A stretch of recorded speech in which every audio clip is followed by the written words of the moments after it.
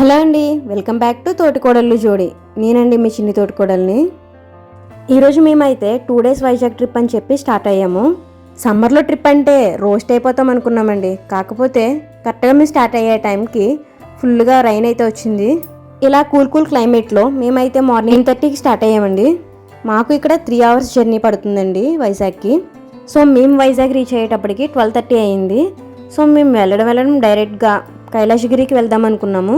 So ఇక్కడ చూసినట్లయితే right సైడ్లో ఇంటర్నేషనల్ క్రికెట్ స్టేడియం ఒకటి కనిపించింది. ఇలా మేము వైజాగ్ ఎంటర్ అయ్యే టైంకి మళ్ళీ రైన్ అనేది స్టార్ట్ అయిపోయిందండి. సో ఇప్పుడు ఎలాగా రోప్వే ఉంటుందా లేదా అనుకుంటూ వెళ్ళామండి. అలా వెళ్తుంటే బీచ్ కనిపించింది.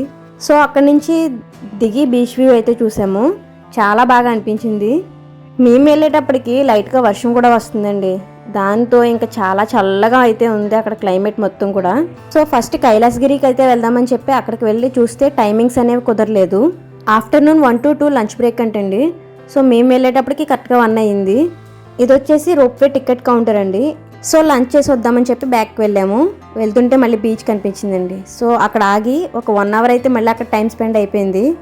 బీచ్లోకి ఒకసారి వెళ్ళామంటే చాలు, అస్సలు రావాలనిపించింది అక్కడ నుంచి. మేమైతే రిషికొండ బీచ్కి వచ్చామండి బ్యాక్ టు. ఈ రిషికొండ బీచ్ దగ్గర సేఫ్టీ వైజ్ కూడా చాలా బాగుంటుంది. అంతేకాదు ఇక్కడ స్టోన్స్ దగ్గర వ్యూ అయితే అదిరిపోయింది అసలు. ఇక్కడైతే బోట్ రైడ్స్ అయితే ఉంటాయి అని చెప్పారన్నారండి. కాకపోతే మేము వెళ్ళే టైంకి తుఫాన్ అని చెప్పి బోట్ రైడ్స్ అవి క్యాన్సిల్ చేశారు. సో అక్కడ బీచ్ దగ్గర నుంచి దగ్గరలో ఉన్న రెస్టారెంట్లో భోజనం చేసేసి మళ్ళీ రోప్వేకి అయితే వచ్చేసాము. ఈ కైలాసగిరి కొండ ఎక్కడానికి 2 ways అయితే ఉన్నాయండి. ఒకటి రోప్వే, ఇంకొకటి రోడ్వే ఉంది. ఈ రోప్వే అయితే డిఫరెంట్ ఎక్స్పీరియన్స్ అని చెప్పొచ్చు. ఇక్కడ పైనుంచి వైజాగ్ వ్యూ అయితే చాలా సూపర్గా ఉంది. ఇక్కడ రోప్వే దిగి ఎంట్రన్స్లో మనకి ఇక్కడ ట్రాక్ ఒకటి వచ్చిందండి. అది వచ్చేసి టాయ్ ట్రైన్ అంట. సో మేము వెళ్ళే టైంకి అది అవైలబుల్ లేదు. సో లోపలికి వచ్చేటప్పటికి పిల్లలకి ప్లేయింగ్ ఏరియా ఉంది. గేమ్స్ అయితే చాలా ఉన్నాయి. సో అక్కడి నుంచి లోపలికి వస్తే మనకి స్టాల్స్ అవి కూడా చాలా ఉన్నాయండి. సో ఇక్కడ మనకి కైలాసగిరిలో మెయిన్ అట్రాక్షన్ శివపార్వతులు. అక్కడ నుంచి మనకి రైట్లో ఆర్జే అడ్వెంచర్స్ అని ఉందండి. ఇందులో మనకి రోప్ సెంటర్, అలాగే జిప్ లైన్, స్కై సైక్లింగ్ కూడా ఉన్నాయండి. ఈ రోప్ సెంటర్ అయితే పిల్లలకి బెస్ట్ అని చెప్పొచ్చు.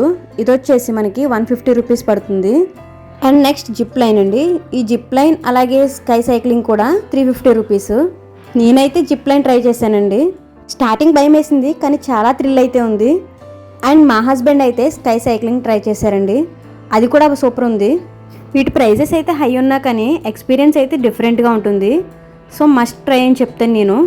ఈ అడ్వెంచర్స్ అన్ని ట్రై చేసిన తర్వాత కొంచెం ముందుకెళ్తే ఒక చిన్న వ్యూ పాయింట్ అయితే ఉందండి. అక్కడి నుంచి వ్యూ అండ్ ఫొటోస్ కూడా చాలా సూపర్గా వస్తాయి.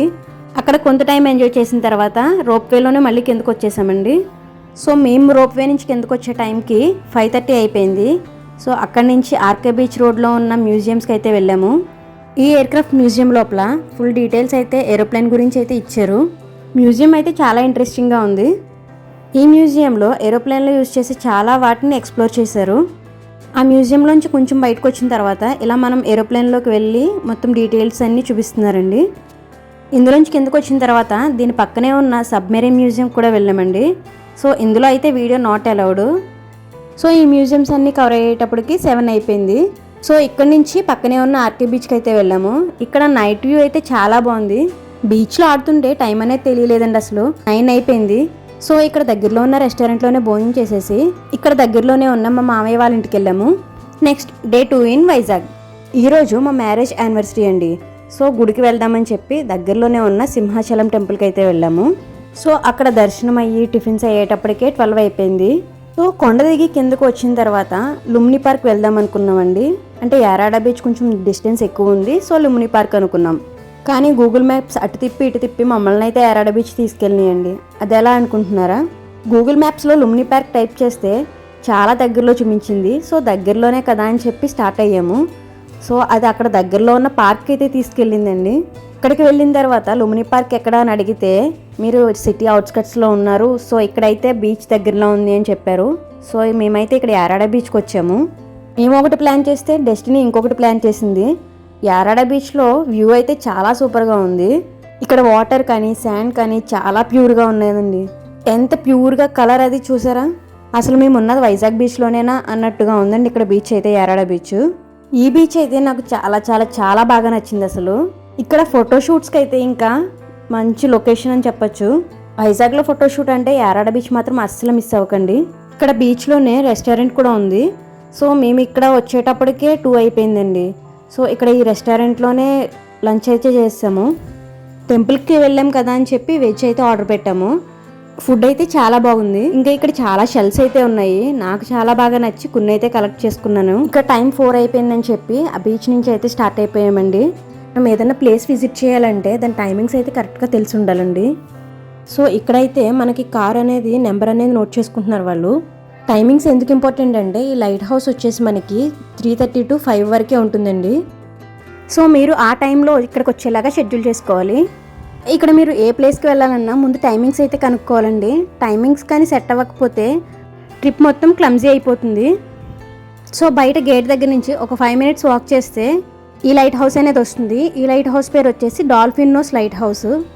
ఈ లైట్ హౌస్ ఎంటర్ అయిన వెంటనే మనకి ఎక్కడెక్కడ లైట్ హౌసెస్ ఉన్నాయి, అలాగే వాటి హైట్ అవన్నీ కూడా మ్యాప్స్లో ఇచ్చారండి. సో దాని తర్వాత స్టెప్స్ ఎక్కుతూ ఒక 3 floors ఉన్నాయి. తర్వాత ఒక మెటల్ స్టాండ్తో చిన్న గ్యాప్లో ఉన్నాయండి మెట్లు.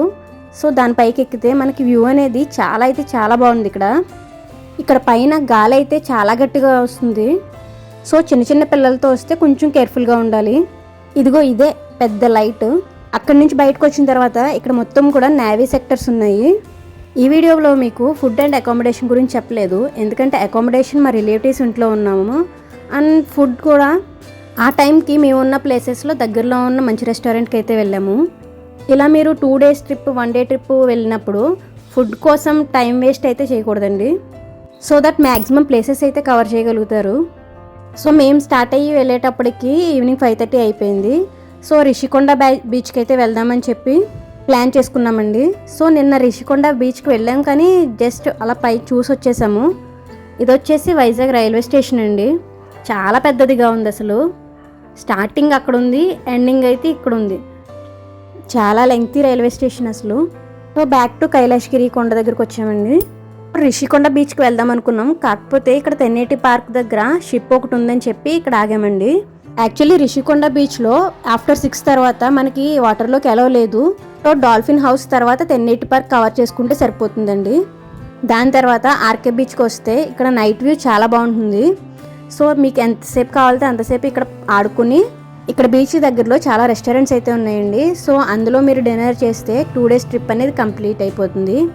మేమైతే బ్యాక్ టు హోమ్ వెళ్ళిపోతున్నాము. మేము ఇంటికి వెళ్ళే దారిలో పోర్ట్ రోడ్ వచ్చిందండి. ఈ పోర్ట్ రోడ్ అయితే లైట్స్తో చాలా బాగా డెకరేట్ చేశారు. ఈ వీడియో మీకు ఎలా అనిపించిందో కామెంట్ బాక్స్లో కామెంట్ చేయండి. ఈ వీడియో మీకు నచ్చినట్లయితే మన ఛానల్ని లైక్ చేసి, షేర్ చేసి, సబ్స్క్రైబ్ చేసుకోవడం మాత్రం మర్చిపోకండి.